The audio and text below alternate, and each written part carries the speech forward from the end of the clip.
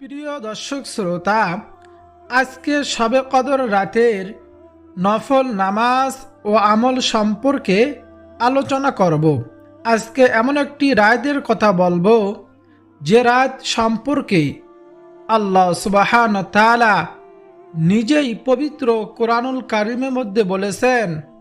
আল্লাহ তাআলা বলেন, লাইলাতুল কদরি খায়রুম মিন আলফি শাহর। লাইলাতুল কদর হলো হাজার মাসের চেয়ে উত্তম। বলুন না সুবহানাল্লাহ। আমরা যদি একটি রাত ইবাদত করতে পারি, হাজার মাস ইবাদত বন্দেগী করলে, আমল করলে যে পরিমাণ সওয়াব পাবো, এক রাত ইবাদত করলে সম পরিমাণ সওয়াব আল্লাহ তাআলা আমাদেরকে দান করবেন। এ রাতে কোরআন নাজিল করা হয়েছে। বলুন না সুবহানাল্লাহ। প্রিয় দর্শক, সুতরাং আজকের ভিডিওটি অত্যন্ত গুরুত্বপূর্ণ। আপনার সকলেই চেষ্টা করবেন ভিডিওটি শেষ পর্যন্ত দেখার জন্য ইনশাআল্লাহ। আজকে যে আমলগুলো আমি আপনাদেরকে দেখাবো, এই আমলগুলো আপনারা 5টি রাতে করবেন। 1 নম্বর হলো 20 রমজান দিবাগত রাত, অর্থাৎ আজকে 20 রমজান মঙ্গলবার, আজকে সন্ধ্যার পর থেকেই যে রাত শুরু হবে, সূর্য ডোবার পর থেকেই এই রাত হলো 21 রমজানের রাত, প্রথম শবে কদর। তারপর 22 রমজান দিবাগত রাত, যেটাকে 23 রমজান বলা হয়। 24 রমজান দিবাগত রাত, যেটাকে 25 রমজান বলা হয়। 26 রমজান দিবাগত রাত, যেটাকে 27 রমজান বলা হয়। 28 রমজান দিবাগত রাত, যেটাকে 29 রমজান বলা হয়। প্রিয় দর্শক, এই 5টি রাতে আজকের এই আমলগুলো আপনারা করবেন। আজ থেকে কিন্তু শুরু, মনে রাখবেন, আজকে 20 রমজান সূর্য ডোবার পর থেকেই। প্রিয় দর্শক, আজকের ভিডিও থেকে আমরা যা জানব, 1 নম্বরে শবে কদরের নামাজ কি কি সূরা দিয়ে আমরা পড়ব। 2 নম্বরে শবে কদরের নামাজের নিয়ত কি। 3 নম্বরে এ রাতে আর কি কি নামাজ পড়া যাবে। 4 নম্বরে হলো 2 রাকাত বা 4 রাকাত নামাজের পর কি আমল, দোয়া, তাসবিহ, জিকির আজগার করবেন।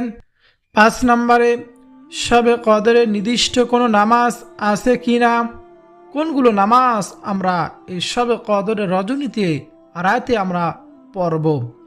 6 নম্বরে শবে কদরের নামাজ কখন থেকে পড়া শুরু করবেন। 7 নম্বরে শবে কদরের নামাজ মোট কত রাকাত। 8 নম্বরে কি নিয়মে মোনাজাত করলে আল্লাহ তাআলা মোনাজাতকে কবুল করবেন, মোনাজাতের সঠিক নিয়ম কি।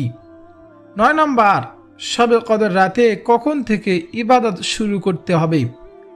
10 নম্বরে শবে কদর রাতে কিছুক্ষণ ঘুমানো যাবে কি না। প্রিয় দর্শক, আজকে এই 10টি প্রশ্নের উত্তর জানব। যদি আজকে এই 10টি প্রশ্নের উত্তর জানেন, তাহলে শবে কদর রজনীতে কি কি ইবাদত করবেন এবং শবে কদর নিয়ে আপনার কাউকে আর জিজ্ঞাসা করতে হবে না, সব কিছু আপনি শিখে যেতে পারবেন ইনশাআল্লাহ। এই জন্য আজকের আলোচনাটি নারী পুরুষ প্রত্যেকের জন্য খুবই উপকারী হবে। প্রিয় দর্শক, তাহলে চলুন একে একে প্রত্যেকটি প্রশ্নের উত্তর জেনে নেই। 1 নম্বর প্রশ্ন ছিল, শবে কদরের নির্দিষ্ট কোনো নামাজ আছে কি না। উত্তর হলো, শবে কদরের রাতে নির্দিষ্ট কোনো ওয়াজিব বা সুন্নত ফরজ নামাজ নেই। ইচ্ছামতো নফল নামাজ পড়তে পারবেন। যেহেতু বরকত ও হাজার মাসের চেয়ে শ্রেষ্ঠ রাত, সেই হিসাবে এ রাতে বেশি বেশি নফল নামাজ, কোরআন তেলাওয়াত, জিকির আজগার ও দোয়া মোনাজাত করা যেতে পারে। শবে কদরের রাতের ইবাদতের বিশেষ ফজিলত রয়েছে। এ রাতের যত ইবাদত আছে সবই নফল ইবাদত। 2 নম্বর প্রশ্ন, শবে কদরের নামাজ কখন থেকে পড়া শুরু করবেন। উত্তর হলো মাগরিবের পর থেকেই। মূলত আমাদের নামাজ ও ইবাদত শুরু করতে হবে। হাদিসে এসেছে, এদিন সূর্য ডুবার পর আল্লাহ তাআলা পৃথিবীর নিকটতম আকাশে নেমে আসেন এবং বলেন, কে আছো আমার নিকট ক্ষমা প্রার্থনাকারী, আমার কাছে ক্ষমা চাও, আমি তোমার জীবনের গুনাহগুলো মাফ করে দেব। কে আছো রিজিক প্রার্থনাকারী, অভাব অনটনের মধ্যে রয়েছো, রোগ শোক বিপদ আপদ ঋণগ্রস্ত আছো, আমার কাছে চাও, আমি অভাব অনটন দূর করে দেব, ঋণ পরিশোধ করার ব্যবস্থা করে দেব। আল্লাহ সুবহানাহু ওয়া তাআলা এভাবে ফজর ওয়াক্ত হওয়া আরম্ভ হওয়ার আগ পর্যন্ত তিনি এভাবে আমাদেরকে আহ্বান করতে থাকেন, ডাকতে থাকেন। বলুন না সুবহানাল্লাহ। এজন্য এই 5টি রাত অথবা শেষ দশক আমরা বেশি বেশি আল্লাহ তাআলা ইবাদত করব। বিশেষ করে শবে কদর রাতগুলো মাগরিব থেকেই আমরা ইবাদত শুরু করব ইনশাআল্লাহ। 3 নম্বর প্রশ্ন ছিল, শবে কদরের নামাজ মোট কত রাকাত আদায় করব? উত্তর হলো, শবে কদরের নামাজের নির্দিষ্ট কোনো সংখ্যা নেই, তাই নফল নামাজ 2 রাকাত করে যত খুশি পড়তে পারেন। কোন নির্দিষ্ট সংখ্যা নেই যত রাকাত পড়তে হবে। 4 নম্বর প্রশ্ন, শবে কদরের নামাজ কি কি সূরা দিয়ে পড়ব? উত্তর হলো, শবে কদরের নামাজে এখানে সূরা ফাতিহা একবার আর সূরা ইখলাস 3 বার পড়তে হবে, সূরা ওয়াকিয়া পড়তে হবে, এমন কোনো কথা হাদিসে নেই। এগুলো সম্পূর্ণ ভিত্তিহীন। তাই সূরা ফাতিহা পরে যে কোনো সূরা দিয়েই, যে সূরা পারেন, কোরআন শরীফের যে কোনো একটি অংশ দিয়ে, আয়াত দিয়ে নামাজ পড়লেই আপনার নামাজটি হয়ে যাবে ইনশাআল্লাহ। 5 নম্বর প্রশ্ন, শবে কদরের নামাজের নিয়ত কি? কিভাবে নামাজের নিয়ত করব? শবে কদরের নামাজের নিয়ত বলবেন, আমি 2 রাকাত নফল নামাজ পড়ছি কিবলামুখী হয়ে, আল্লাহু আকবার। এভাবে নিয়ত করলেই নিয়ত হয়ে যাবে। শবে কদর রাত কোন দিন? কোরআন হাদিসে নির্দিষ্ট করে কোন রাতকে শবে কদর বলা হয়নি। তবে রমজান মাসের শেষ দশকে আজ থেকে শুরু বেজোড়া রাতগুলোতে শবে কদর অনুসন্ধানের কথা হাদিসে বলা হয়েছে।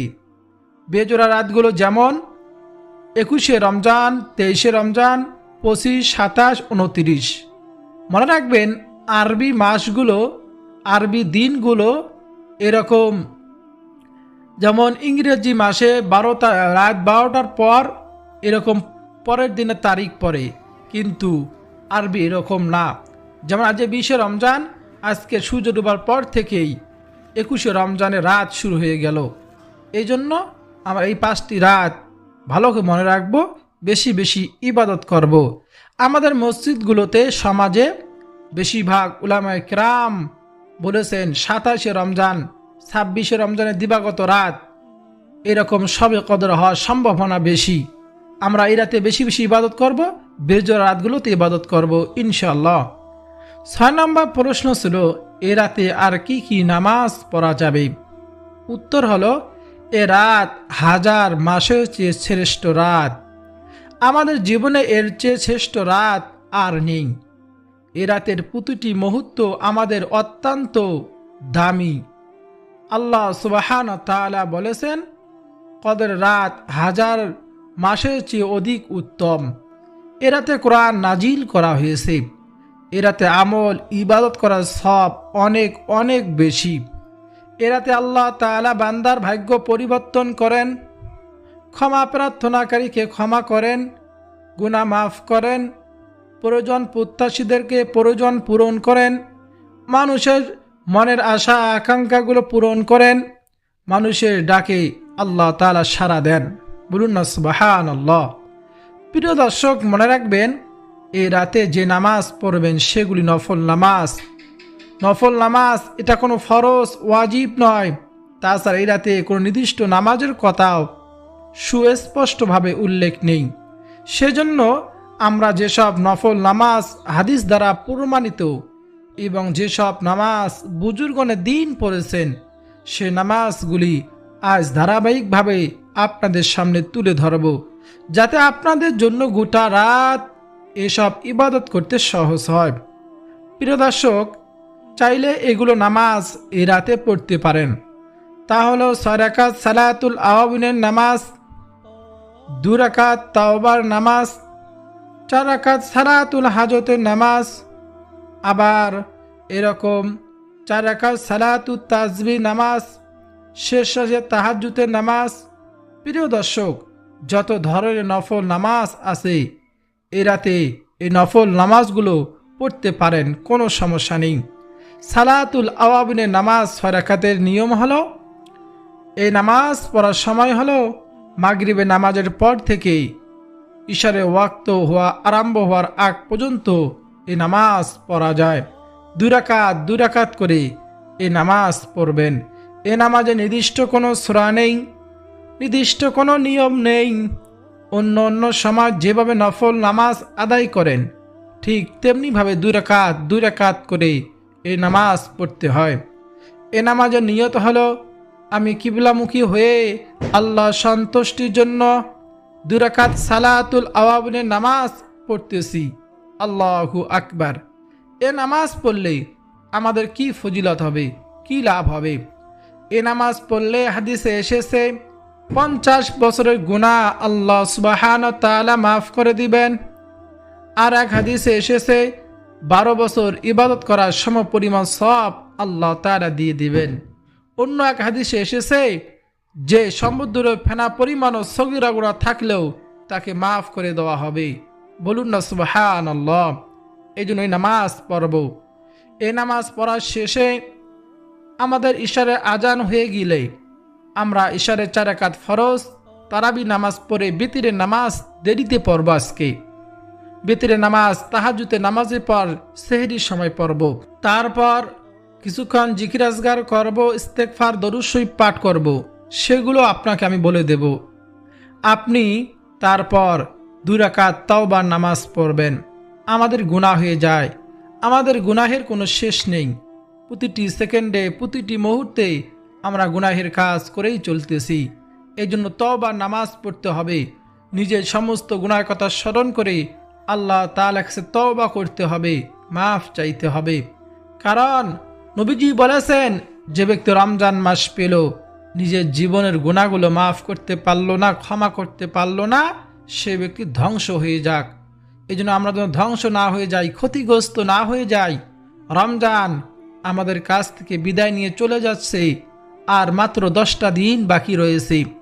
এই 10 দিন আমরা বেশি বেশি আল্লাহ তাআলার কাছে দোয়া করব, গুনাহ থেকে ক্ষমা চাইব এবং শবে কদরে তালাশ করব বেজোড়া রাতগুলোতে ইনশাআল্লাহ। এইভাবে শেষ রাতে আপনি তাহাজ্জুদের নামাজ পড়বেন 2 রাকাত করে। এই তাহাজ্জুদের সময়, দোয়া কবুলের সময় আপনি যদি পারেন তাহলে রাত 12টার দিকে 4 রাকাত সালাতুত তাসবিহ নামাজ পড়বেন। এই সালাতুত তাসবিহ নামাজ খুব মনোযোগ দিয়ে পড়তে হয়, নিরলয় পড়তে হয়।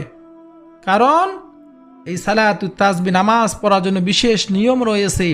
একটি তাসবিহ রয়েছে, প্রত্যেক রাকাতে 75 বার তাসবিহটি পড়তে হয়। 4 রাকাত নামাজে 300 বার তাসবিহ আদায়ের মাধ্যমে এই নামাজ পড়তে হয়। এই নামাজ পড়লে কী লাভ হবে? নবীজি সাল্লাল্লাহু আলাইহি ওয়াসাল্লাম তার চাচা আব্দুল্লাহকে বলেছেন, এ নামাজ পড়লে নতুন পুরাতন, জানা ওয়াজানা, ইচ্ছাকৃত অনিচ্ছাকৃত, সগীরা কবিরা সকল গুনাহ আল্লাহ তাআলা মাফ করে দেন।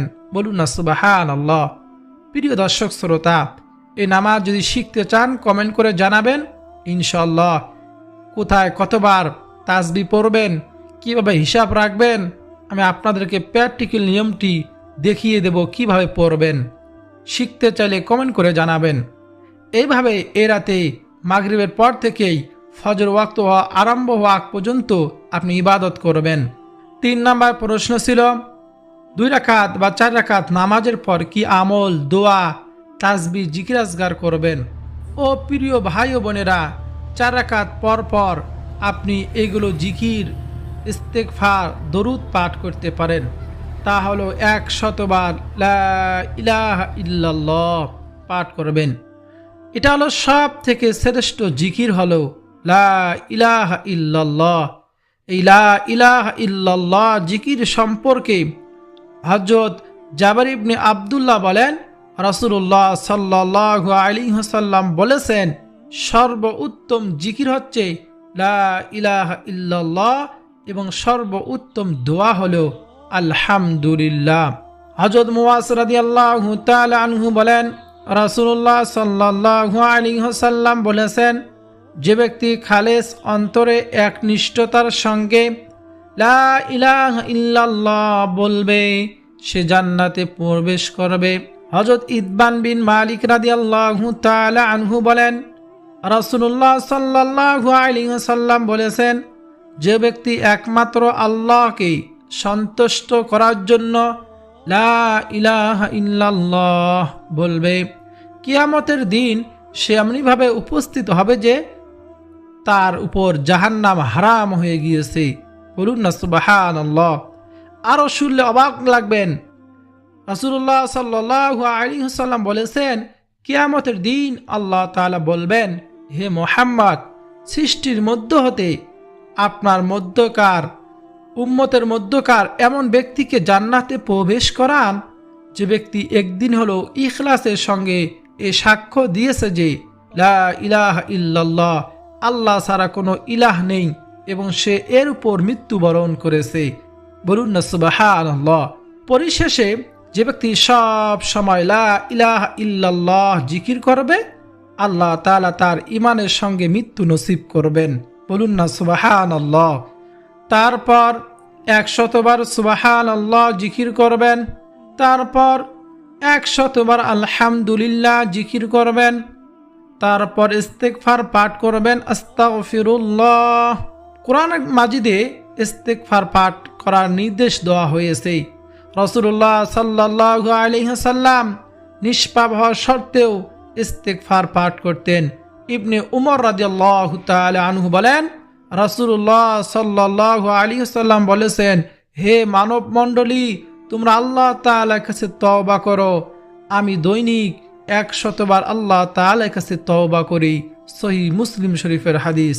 বলুন না সুবহানাল্লাহ। সব থেকে ছোট ইস্তেগফার আস্তাগফিরুল্লাহ আস্তাগফিরুল্লাহ পাঠ করব। তারপর 100 বার আল্লাহু আকবার পাঠ করব। সর্বশেষ দোয়া কবুল এবং আমল কবুল হওয়ার জন্য আমরা দরুদ শরীফ পাঠ করব। সব থেকে ছোট দরুদ সাল্লাল্লাহু আলাইহি ওয়াসাল্লাম। আল্লাহ নবীজি সাল্লাল্লাহু আলাইহি ওয়াসাল্লাম বলেন, যে ব্যক্তি একবার দরুদ শরীফ পাঠ করে, আল্লাহ সুবহানাহু ওয়া তাআলা তার উপর 10টি রহমত নাজিল করেন, তার 10টি গুনাহ ক্ষমা করে দেন, তার মর্যাদা 10 ধাপ বাড়িয়ে দেন। আল্লাহ সুবহানাহু ওয়া তাআলা নবীর শানে দরুদ পাঠ করার নির্দেশ দিয়েছেন। পবিত্র কোরআনুল কারিমের মধ্যে আল্লাহ তাআলা বলেন, নিশ্চয় আল্লাহ ও তার ফেরেশতারা নবীর প্রতি দরুদ পাঠ করেন। হে মুমিনরা, তোমরাও তার প্রতি দরুদ ও সালাম পাঠ করো, বেশি বেশি পরিমাণে সালাম পাঠাও। বলুন না সুবহানাল্লাহ। এজন্য আমরা বেশি বেশি দরুদ শরীফ পাঠ করব। তারপর 8 নম্বর প্রশ্ন ছিল, শবে কদর রাতে কি নিয়মে মোনাজাত করলে আল্লাহ তাআলা মোনাজাত কবুল করবেন। নবীজি সাল্লাল্লাহু আলাইহি ওয়াসাল্লাম আমাদেরকে মোনাজাত করার সঠিক নিয়ম আদব শিক্ষা দিয়েছেন। নবীজি বলেছেন, দোয়া করার আগে অবশ্যই আল্লাহ তাআলার প্রশংসা এবং নবীর প্রতি আমার প্রতি দরুদ পাঠ করে তারপর দোয়া করলে আল্লাহ তাআলা সেই দোয়া কবুল করেন। এজন্য দোয়া করার সঠিক নিয়ম হলো আগে আল্লাহ তাআলার প্রশংসা জিকির আসগার করা, আলহামদুলিল্লাহি রাব্বিল আলামিন বলে দোয়া শুরু করা এবং তার আগে নবীর শানে দরুদ শরীফ পাঠ করা, তারপর হাত তুলে দোয়া করা।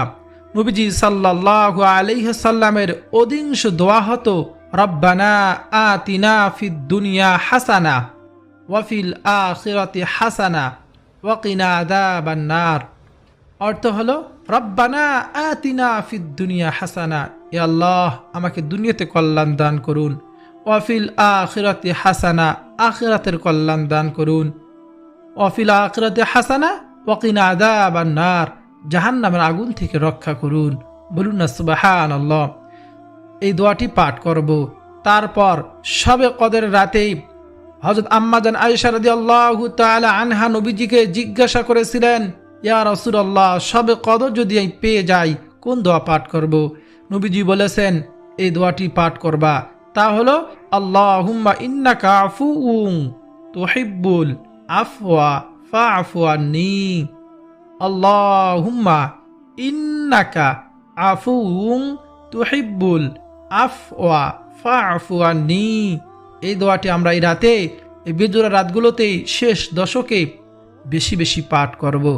আল্লাহ তাআলা যেন আমাদের সকলকে আজকে মঙ্গলবার প্রথম শবে কদর বেজোড়া রাত ইবাদত করার সকলকে যেন তৌফিক দান করেন এবং এই শেষ দশক বেশি বেশি আমল করার জন্য তৌফিক দান করেন। আমাদের সকলের তামান জিন্দগির গুনাহ যেন আল্লাহ তাআলা মাফ করে দেন এবং সামনে জিন্দিগি গুনাহমুক্ত জিন্দিগি যেন দান করেন। ঈমান ও আমল নিয়ে কবরে যাওয়ার তৌফিক দান করেন। সকলে বলি আমিন। প্রিয় দর্শক শ্রোতা, ভিডিওটি যদি আপনার কাছে ভালো লাগে, আপনার উপকার হয়, কিছু হলো শিখতে পারেন, জানতে পারেন, অবশ্যই ভিডিওতে লাইক করবেন। লাইক দিতে আপনার কোনো ক্ষতি হবে না।